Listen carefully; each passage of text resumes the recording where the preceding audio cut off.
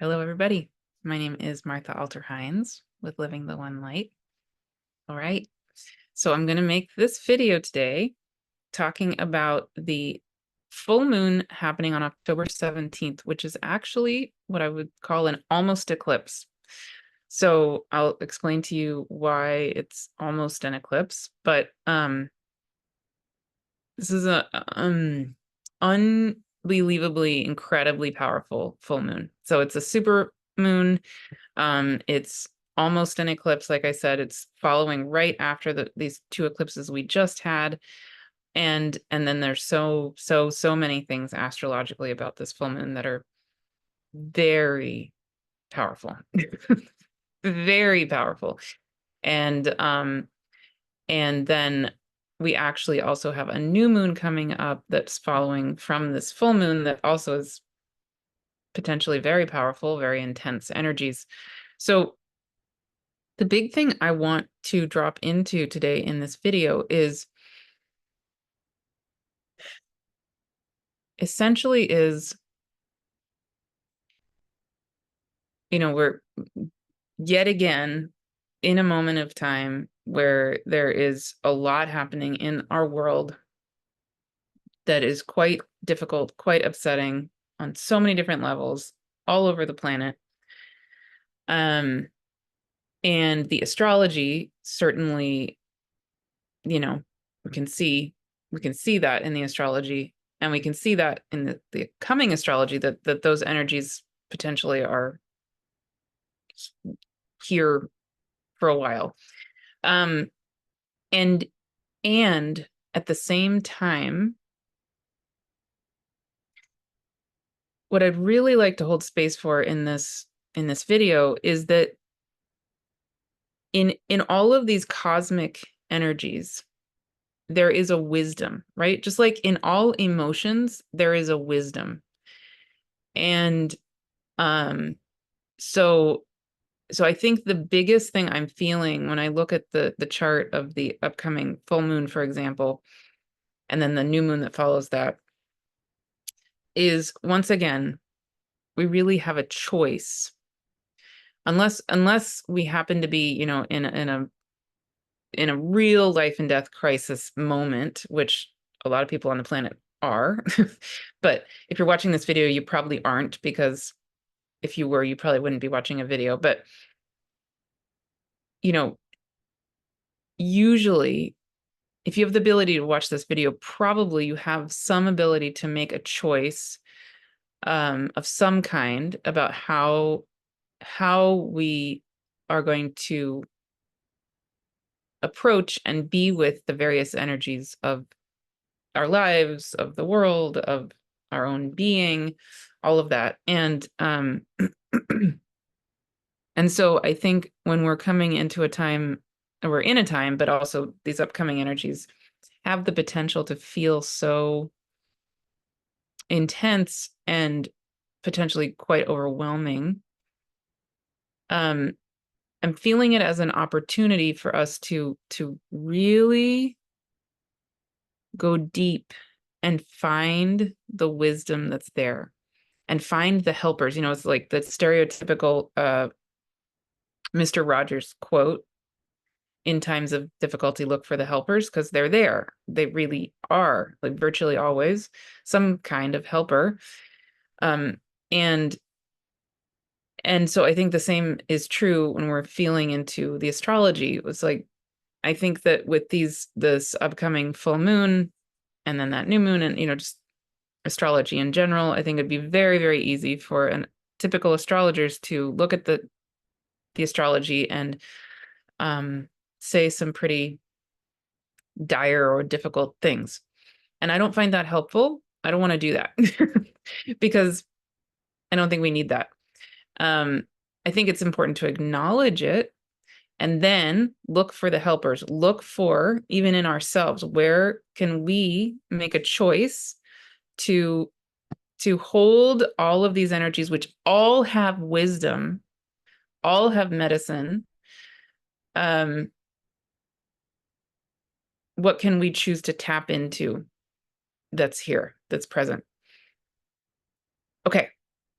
So in terms of the actual astrology. So this full moon coming up on October 17th is the full moon that is culminating the lunar cycle that started with the solar eclipse we just had on October 2nd. So we had a solar eclipse, which is a new moon. It was a new moon at 10 degrees of Libra. And I made a whole video about that and did a whole workshop on it and, you know, et cetera, et cetera. So you probably have already heard me talk about it.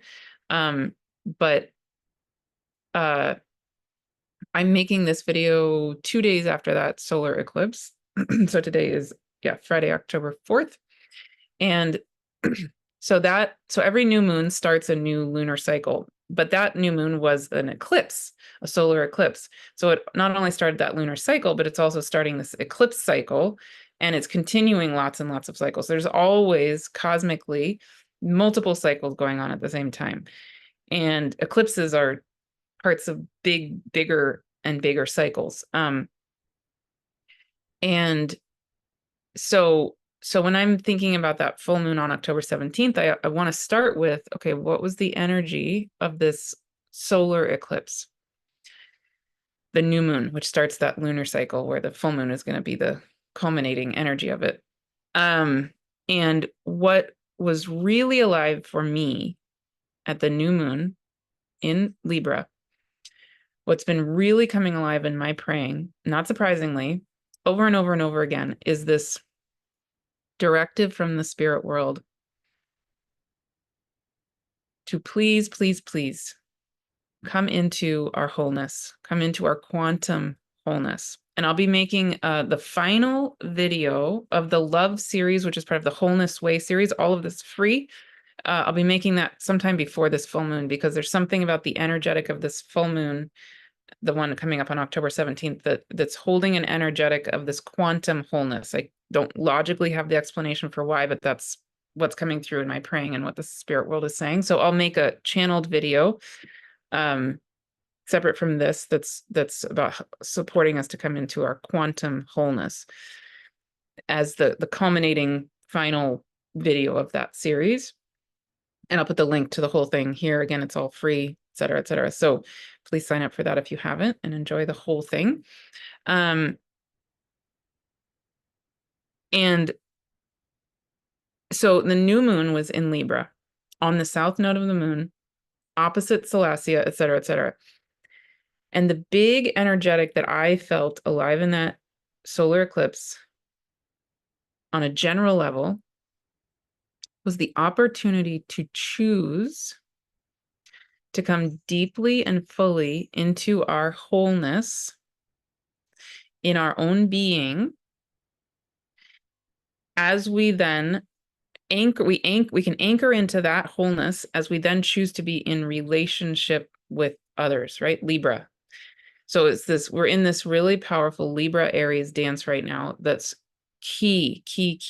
How do we both be deeply anchored in our own self-sovereignty, our own knowing of our own needs, our own self, in a way that honors me, and that then we can go and do the Libra dance, which is then I'm going to be in a relationship with you of any kind, all kinds, where I'm going to also honor you. I'm going to honor you and I'm going to honor me at the same time. It's a huge, huge learning that many of us are still learning how to do.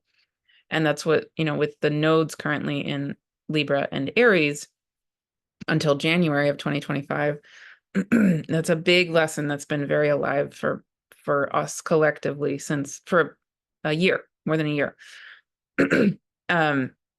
And so this new moon we just had in Libra, and then the full moon coming up in Aries, also is accentuating that Libra Aries dance and those lessons. Okay, so the new moon was this opportunity for me, and we're still in that energy. You can do this anytime you're hearing this. You can still come in and set an intention deeply within yourself of grounding into your own self-sovereignty and holding that grounding as you then are in relationship with others, right? And the intention that I set on the solar eclipse day for myself, I'll just share it. Just simple, was I really committed to being in my own self-sovereign wholeness. And having that be my mantra, my standard, right? As I'm then going to choose to relate with others in all different ways, all different kinds of relationship, that I'm going to stay in that wholeness. And my intention is to meet the other in their wholeness. And to really like hold my own vibrational center in a way that the wholeness of the other can then meet me in their vibrational wholeness. If that makes sense. So that was my own personal, it's a little tender to even share that because it's very, very personal, but I think it's feeling important to share that. So that was the intention I personally set on that day. And now as we come to the full moon, which again will be the culmination of that lunar eclipse that was started on the we come to the lunar, oh goodness, we come to the full moon, which will be the culmination of the lunar cycle started on the solar eclipse. It's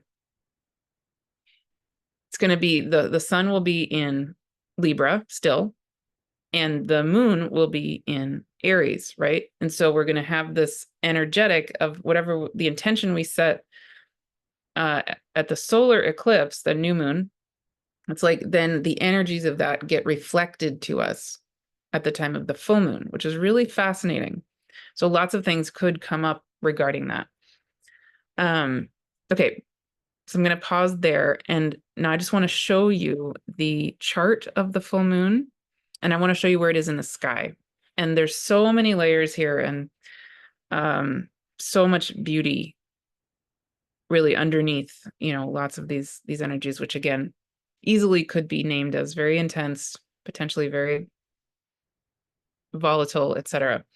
But again, stay anchored in was the intention set at the time of this solar eclipse that we just had. And again, you can always set your intention around that, right?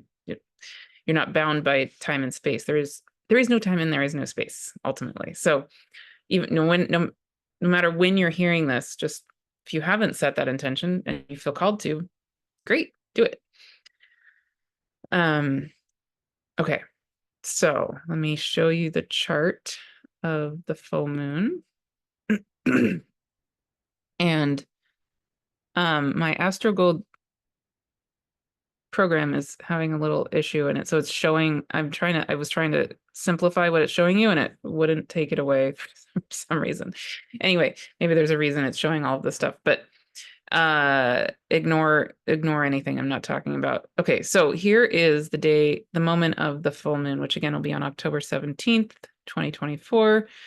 The sun will be at 24 degrees of Libra. The moon will be at 24 degrees of Aries. And the sun will be exactly conjunct Juno, 24 of Libra. And the moon will be conjunct Eris Xena, Kuiper Belt being, and Chiron. So really, powerful energies, very beautiful, very much certainly about healing Chiron, and very much about, with Eris Xena there, again, supporting us to be in our deep sovereign knowing, with a commitment to justice and speaking truth, and there's many things there. And then Juno conjunct the sun in Libra definitely for me brings in the energy of the inner sacred union, inner sacred marriage, and all of that. Okay, so I'll say more about those things in a second. But then also this full moon will be squared by Pluto and Mars. And by the time of the new moon, which is going to be following this full moon, so the new moon will be on November 1st. It will be a new moon in Scorpio. On the day of that new moon, by then, Mars will be exactly opposite Pluto, and Pluto will be ruling the new moon, which will be in Scorpio, right?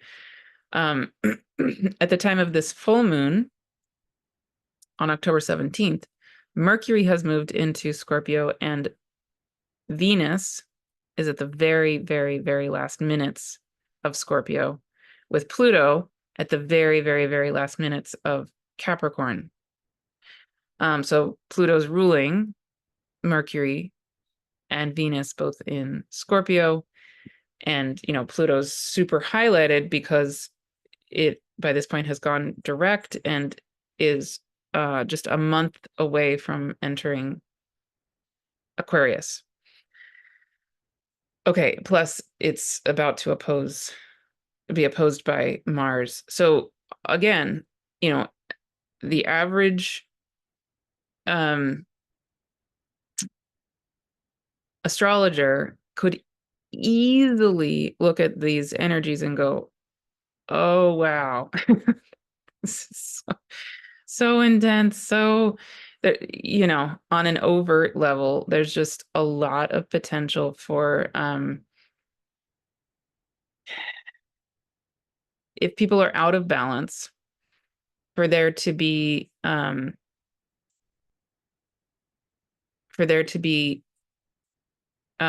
on one second. I want to make sure that there we go. Yeah, I think that was not sharing. So now I'm sharing the screen. Okay. Yeah, there's so much potential here for people who are out of balance to be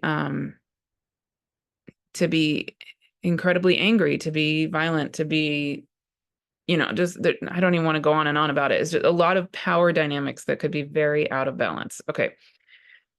And what I want to come back to is all of these things have wisdom. All of these energies have wisdom. Every emotion has wisdom. So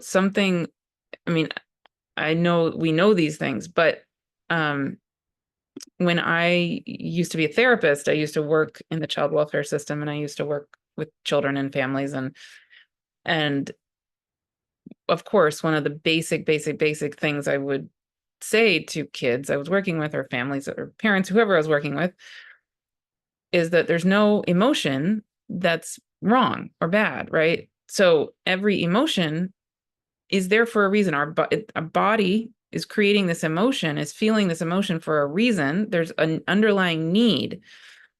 The question is, what is that need, the real need, and how to get it met in a productive way, right? We know that.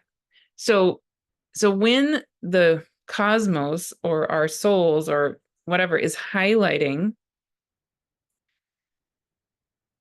such strong and intense energies, okay, what's the underlying need? What's the underlying wisdom? And what's the real way to get those needs met, right? It's just like anything else.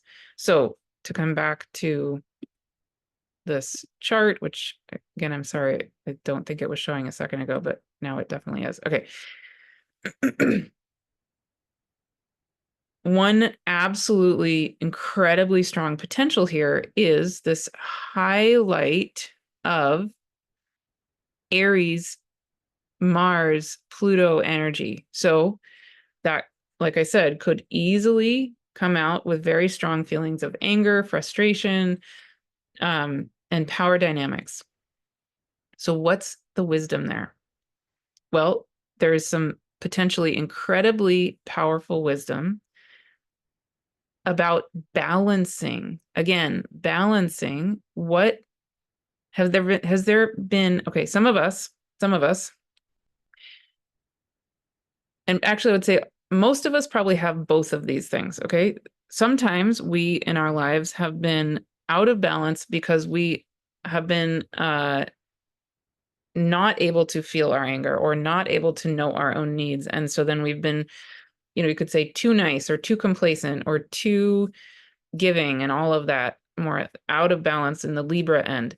And then sometimes we maybe can be out of balance the other direction, too much anger or too much rage or whatever it is. And both are possible. Okay. So one thing that the energetic of this full moon absolutely could be doing is when we accentuate the polarities, we're able to feel them, we're able to see them, they can come out more, right? So if you're more of a person, and I would say this is more common in my community, if you're more of a person who has tended to not know what you're feeling, or felt like you needed to hide what you're feeling, or you needed to please the other, which a lot of people, especially who are raised as girls and trained to do, but people of all genders, this full moon actually might help in the sense that it might help you to feel what you feel and to know what you feel and to recognize the wisdom in what you feel.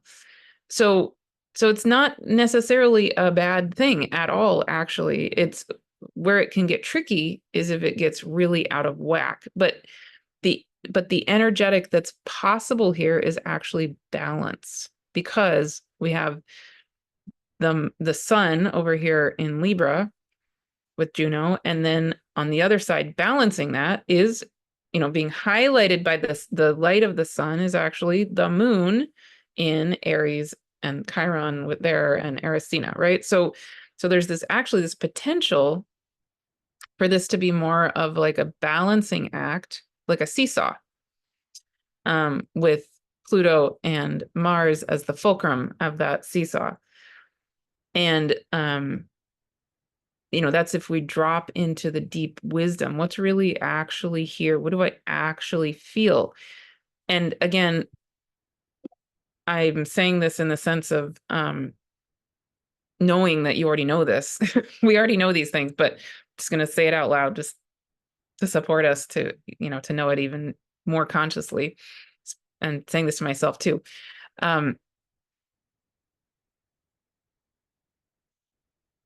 When we're talking with kids, when we're working with kids, we know that if they have a need and it's not met and they don't have ways to work with that in a constructive way, what happens? Well, they can act it out instead, right? It's like if a kid is whatever, hungry and needs to eat, what happens when they don't eat and they're hungry? Well, then this is true not just for kids, it's obviously true for adults too. Well, they can start to throw a tantrum or whatever it is, right? And so it's really, again, about identifying the true need and getting that need met. So instead of freaking out because we are having this tantrum, it's more like, wait a second, hang on, slow down. What am I actually needing? I'm hungry. Okay. so I need to eat, right? So rather than getting upset because I'm angry, like, get the actual need identified and then met in a constructive way. Okay. It's kind of like, yeah, a little bit of 101. Emotional intelligence 101, but it's important. Like we need to come back to these basics in a certain way. Okay, so there's that layer of things. Then to drop in even a layer deeper. Yeah, because this feels maybe even more important. So when I look at Pluto at this point, Pluto is, in the very, very, very, very last moments of itself being in Capricorn, as we know. And Pluto is going to be actually going direct on October 11th. So 6 days before this full moon. And it's going to be going direct at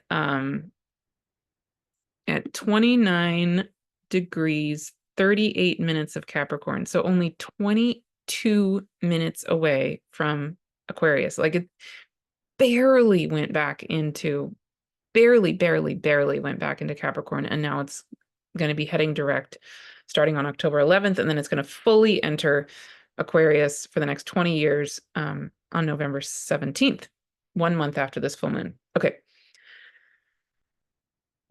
So again, we could look at this Pluto in Capricorn at the very last minutes of Capricorn, and we could think about it in terms of an out of balance version of that, because we're going to see that probably in the world. I mean, sure. Yes, we'd already do. And that's not going to go away, right? Okay, so we could choose to focus on that, or let's take a moment and drop in. What is the deepest wisdom of Pluto in Capricorn? Well, one of the deepest wisdoms of Capricorn is actually wisdom, wisdom itself. Capricorn energy at its highest expression absolutely is wisdom. It's elderhood. It's our own elderhood. It's our own reality that we are the wisdom of existence. We literally are made of the same substance that makes everything. And what the things that make up our body have been in existence since existence began. So we literally are ancient beings. We are made of ancientness. We just are. Like, it's not like the moment we're born, the baby suddenly is like new substance arises in existence to create the baby. No, it's coming from the same stuff that's always been here, right? Since the beginning of time. So we are ancient wisdom. We are the wisdom of ancientness, literally. And so one of the things that Pluto in these last moments of Capricorn can be helping us to do is actually come back into ourselves as that ancient wisdom of existence, and come back into ourselves as Earth. Capricorn is an Earth sign. It's a yin Earth sign. So, and it's ruled by Saturn, which currently is in Pisces. So the wisdom of the divine. So Capricorn, Pluto, as it's in Capricorn, is ruled by Saturn, which is in the sign Pisces, which has to do with the all that is. So on this deepest, highest level,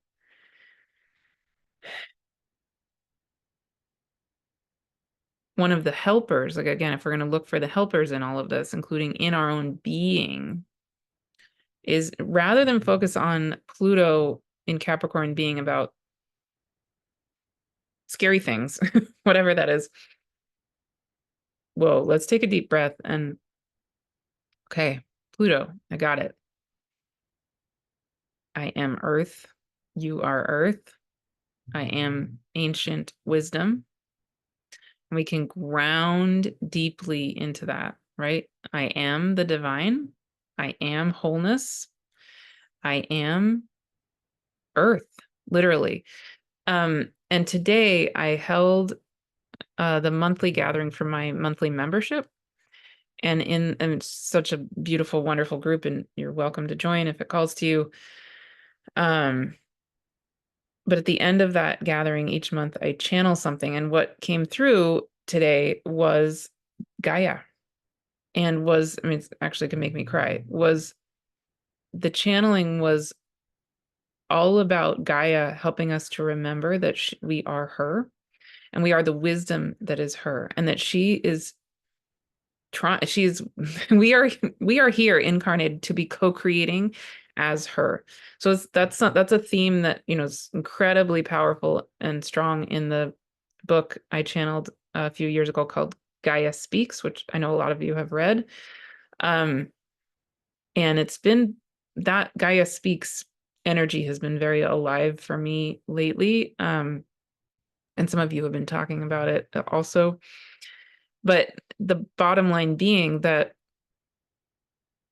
as I was channeling that, what I could feel was how easy it is in speaking for myself, in my own human mind, to to get caught in my humanness, like my mind self, actually, not even my human self, but my mind self, because that's what's so supported is coming into the more of the myself, my identity as more my intellect, as opposed to the reality of myself as the whole being that I am, as earth, as my body, which is made out of earth, literally, in addition to my mind, in addition to my soul and my heart and all of it, the totality of me.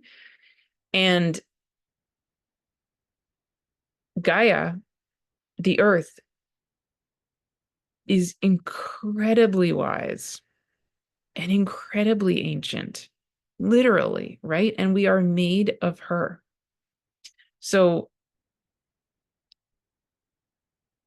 this has been coming through so powerfully in my praying on many, many, many, many levels, is that she keeps essentially saying to me, hey, don't forget, I am you, and you are here to be me. So when we're looking for solutions for our world, and we need lots of solutions, like she keeps saying, come back to the reality that you are me, because there's all this wisdom of her, of Gaia, of the earth, of the cosmos, of existence, that's needing to come back through the conduit of me, of you, of us. And if we stay, in this sense of ourselves as only mind or whatever it is, we're forgetting her, we're forgetting ourselves, really. And again, all of it comes back to this wholeness, the wholeness way again.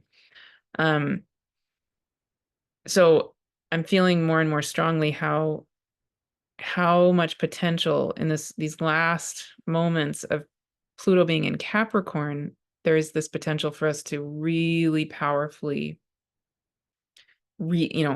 continually re-embody ourselves as Earth. And I think that's especially important as we are moving toward the time where Pluto is going to be in Aquarius. And thank goodness for another yearish, we're going to have Uranus still in Taurus. But eventually we're going to have Pluto in Aquarius and ruled by Uranus in Gemini. So we're going to have Pluto in an air sign ruled by Uranus also in an air sign. Right now, though, Uranus is still in Taurus, so still helping us be in that grounding, reminding ourselves that we are Earth. And I think it's so crucial that as we have the support of the cosmos to be grounding in these energies, that we really, really consciously be with that. Not that that's not possible when Uranus moves into Gemini. Obviously, it's still possible.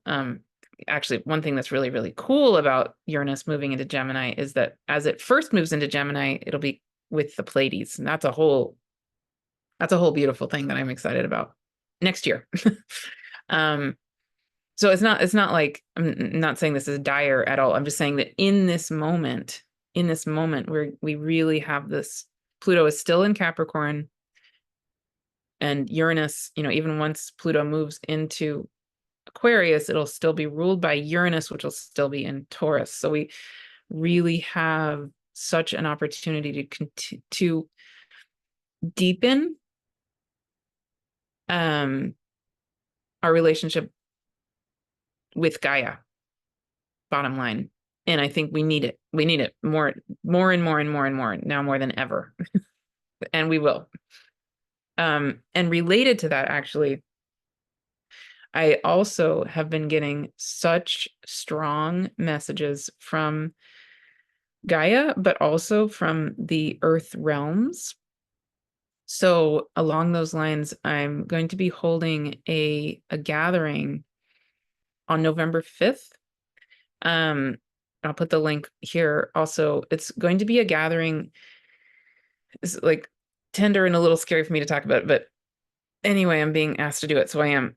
The gathering is called Tea with Ben Huis. So Ben Huis is the name of an inner mountain being who I have spoken about when I did an interview with Pam Gregory, and I spoke about him and these intermountain beings on that video. And I've spoken about these beings in other things I've done, including last year I held a Spirit Allies series, which is entirely recorded now. And actually I put it on pretty significant discount for the coming month, because leading up to this gathering I'm having on November 5th.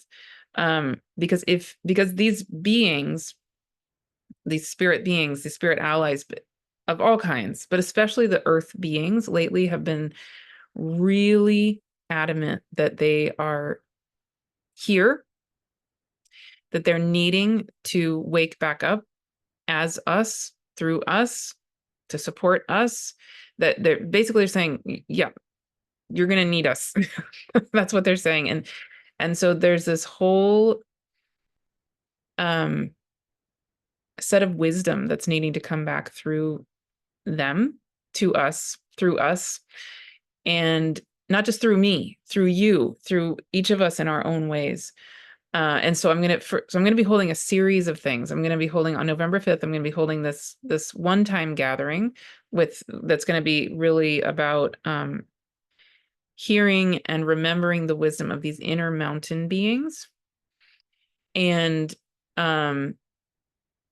if you sign up for the Spirit Allies series, which I did a year ago, then you get a discount on the November 5th gathering as well. So anyway, if you really want to dive deeply into all of it, then that's all available and at a pretty big discount. And then and then I have more things coming in the next year. So I'll say more about that soon, but that's the big one coming up, is the November 5th one, which will be it's really intended for the inner mountain beings to host us. That's what they want to do. They want to introduce us to their world and help you remember in your own ways how to be with them. What is the wisdom that's wanting to come through you from them, and then they're going to hold space for a healing session, essentially, with us, for you to receive whatever healing you are needing or wanting. And so I've had a relationship with them for many years, and I've talked about this again in other videos, but there's a whole healing system that is needing and wanting to come through from them. And I'll be sharing more about that in the coming year. That's part of what another part of what they're saying is that next year they want me to hold a monthly series where I channel essentially the healing systems of various benevolent realms. So that'll be starting in 2025. But this is kind of a precursor to that. So yeah, so if that interests you, definitely sign up. That'll be live and recorded, though, on November 5th. Yeah, but bottom line, so I feel this potential for us to really deepen our relationship with Gaia, and then also to deepen our relationship with these earth realms and spirit realms in general, and to remember ourselves as, we're not isolated islands. We are part of the ecosystem, the whole ecosystem of Earth and of the cosmos and of existence. And I think one of the out of balance energies of Aries can be a tendency to feel like we are islands. We need to do it alone. We need to, be overly independent, and all of that is just not reality. And so we've had this very out of balance sense that humans are superior life forms, which is just ridiculous. Because as we know, there are beings of all kinds, including lots and lots of animals who are not humans, who have amazing intelligence, right?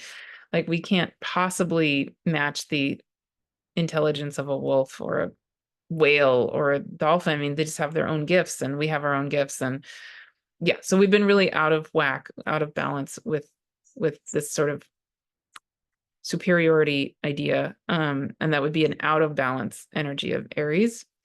And so yeah, so I think as we're rebalancing our own Aries energy and our own Libra energy and all of it, one of the healings available here with, I would say, even with the Pluto in Capricorn, is that, okay, come back to the actual rhythm, the actual wisdom of ourselves as Earth, as cosmos, and as part of the totality, the wholeness of what life really is, and all of the, the variety of intelligence, which actually is a beautiful aspect of Aquarius energy, which is, again, where Pluto is heading. Yeah, and so much more I could say. But I think that gives a taste for now of this full moon. And the other thing I'll just say is that in addition to Pluto being so alive in this full moon, Mars also will be very alive, like I mentioned in the beginning. So Mars is in Cancer, and I'm going to be making a whole video on Mars in Cancer with Chris Skidmore just before that full moon. So that video will come out before that full moon, and I'm really excited to have that conversation with him. I think that'll be really, really beautiful. And yeah, so we'll speak more about that there. But the Mars and Cancer energy also is very alive at the time of this full moon, is very alive for the next several months. And so much more to say there. So I'll talk about that with Chris, and I'm sure I'll talk about that in my own future videos too. But just on a basic level, really Mars and Cancer bringing us back to our own tenderness, bringing us back to holding space for and honoring our own, again, emotions, our true needs. Like, what are those real needs? What is that real need, and how can we get it met in these positive ways? Yeah. And again, that we're not alone, that we need to be held in it all. Whatever our gender is, whatever our et cetera, et cetera, et cetera. Actually, and I will say one more thing, because this is there's so much to say about this full moon.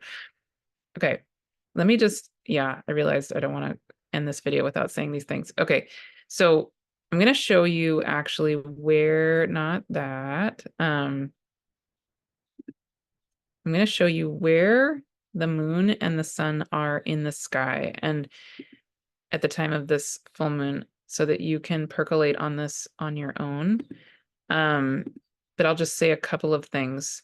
So yeah, speaking of gender, I just want to point out that the energy of this full moon also, for me, holds space for us coming back to our wholeness, in the sense because it's really highlighting our deepening relationship, not only with Gaia, with the earth, but also with the divine feminine and the divine masculine, both.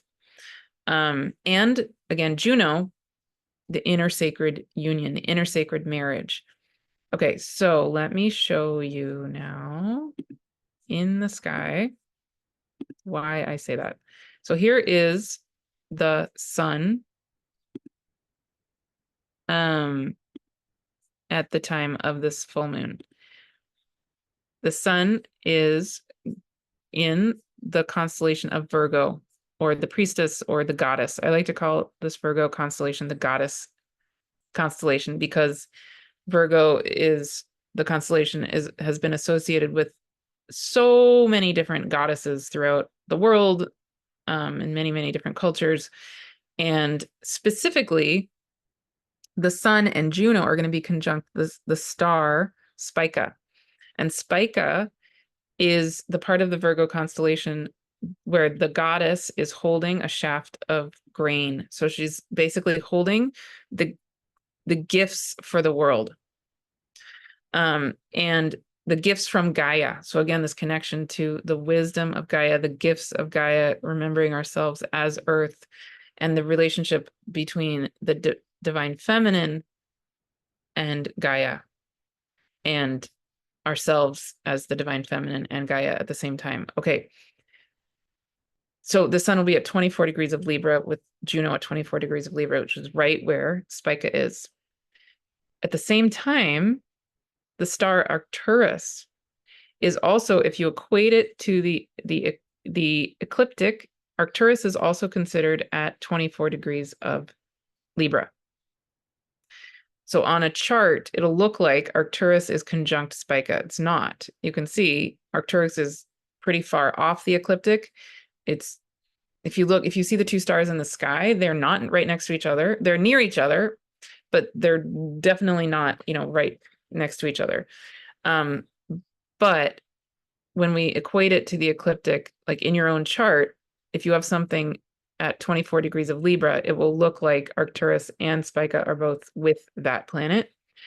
And Arcturus, just on a very basic level, it's in the Boots constellation, and it's often associated with the divine masculine.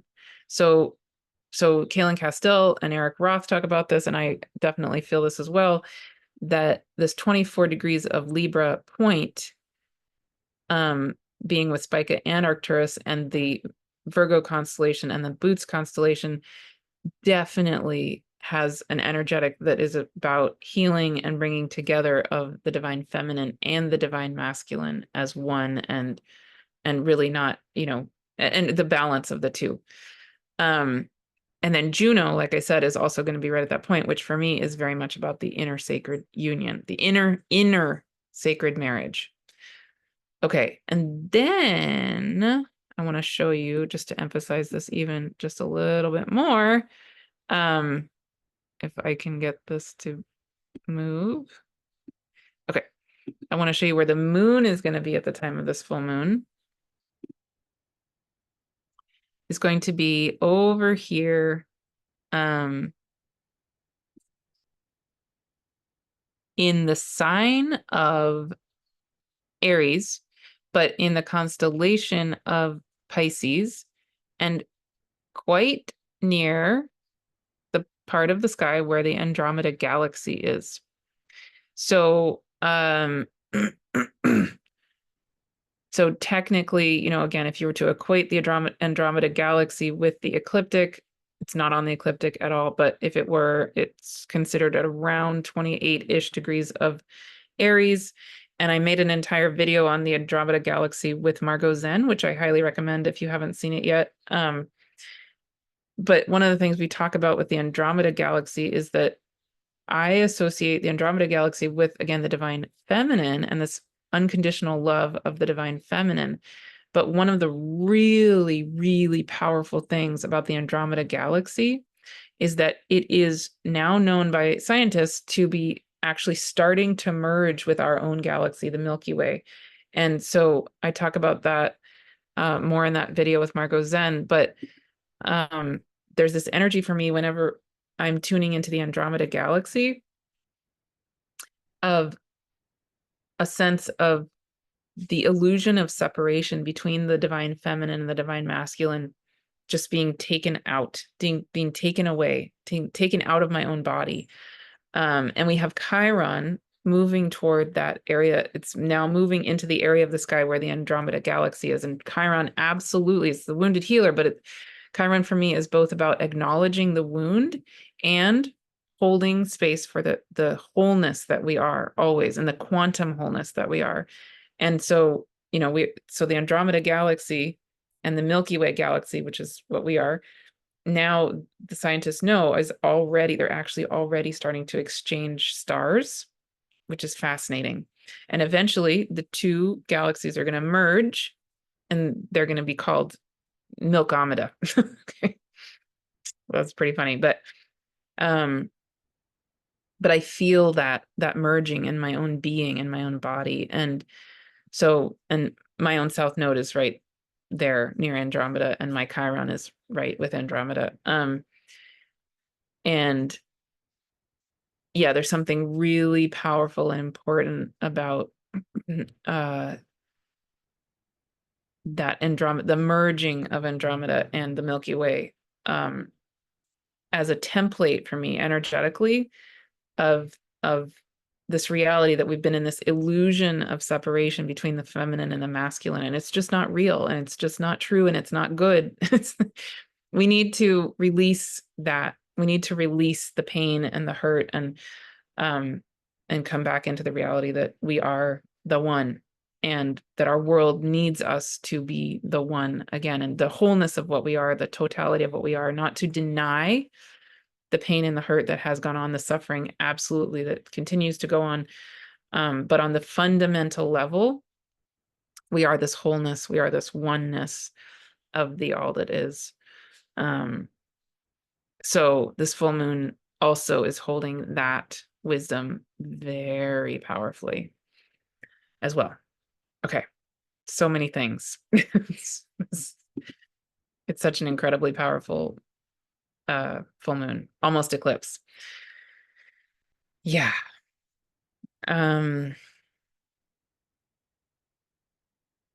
Yeah, I'll say one last thing. One more last thing, because it's very live there. So one thing I could imagine in the energy of this full moon, I could imagine if there are energies in ourselves, in our world, the specific, I'm just going to focus on ourselves because that's what we have more control over in a sort of, to a certain extent. I could imagine absolutely with this polarity, the sun and the moon in a polarity dance and in such intense ways, I could imagine for sure energies arising that help to highlight that illusion of separation, and that help to highlight, like help us even look at, oh wow, okay, here is a way that I still feel this illusion of separation. Okay, cool. So what do we do when we see that, right? Well, again, we have a choice. There's no emotion that's wrong. There's no feeling that's wrong. It's just a matter of choosing how we then interact with that. So a choice would be take a deep breath and go, ah, cool. Okay. I see that. I see that. I see that reflection of my own sense of illusion of separation. Okay. I'm going to take a deep breath. I'm going to be with that. And then we have Pluto in Capricorn, the wisdom of the earth, right? Gaia is holding us. The Andromeda galaxy, the unconditional love is holding us. Like, where are the helpers, including in ourselves? Juno is helping us. We have this inner sacred union, this oneness that's never, ever, ever not real. It's never been not real. We chose in this incarnation, in this dance of time and space, to do a dance of separation of the feminine and the masculine, and of Libra and Aries and self and other and all that. We chose to do that for whatever cosmic reason. And on the ultimate level, it's not true. So we can just acknowledge, I'm feeling, I'm seeing, yes, I feel whatever it is, hurt, rage, anger, confusion, not enoughness, whatever it is that's arising. And we can go, okay, I see it, I acknowledge it. And I'm going to call on my deep inner own wisdom and these helpers, right? Myself as Earth, Gaia herself, the cosmos itself, whatever you feel called to call to, the Andromeda galaxy, the unconditional love, radical forgiveness, all these things that we've been talking about lately, quantum wholeness, sacred sexuality, just myself as the divine, myself as source, Cheroklo energy, again, whatever. We have so many helpers, so many, literally, we really do, including our own being, which is ancientness itself. Cool. Yeah, and we're all in this together. So I hope that helped. More to come. If you want to join in with any of these gatherings, please absolutely do. I'd love to have you. I'm going to be hosting Kelly Hunter, who's going to be doing a workshop next Tuesday, October 8th on the Kuiper Belt. If you would like to join us for that, please do. And then on November 5th, I'll be holding this Tea with Ben Weiss, which is the gathering with the inner mountain beings. Again, it's live and recorded. And you can come to any portion of it that you're able to be live at. It's going to be, I think just very relaxing and hopefully deeply restorative and really, really beautiful. And if you feel called to join the full Spirit Allies series that I did a year ago, again, that's on like pretty much half off. So please feel free to sign up for that. And if you sign up for that, then you get the really, really discounted price for the November 5th gathering. Yeah. Okay. I think those are all the things at the moment. Thank you so, so, so much. As always, I absolutely love hearing your comments. I love connecting with you. And I love the support that you give to each other. And please continue to do that. Please like, share, comment here. Subscribe to this YouTube channel if you haven't yet. That's totally free and is really, really a big support to me. If you feel called to join my regular membership, feel free to do that. If you want to join the membership of this YouTube channel, you can do that for as little as $2 a month, I think. Yeah, all the things. But most of all, just thank you so much for being here. Thank you for being you. Thank you for watching and being part of this wonderful community, which is absolutely a gift to me. So thank you. Thank you. See you again very soon.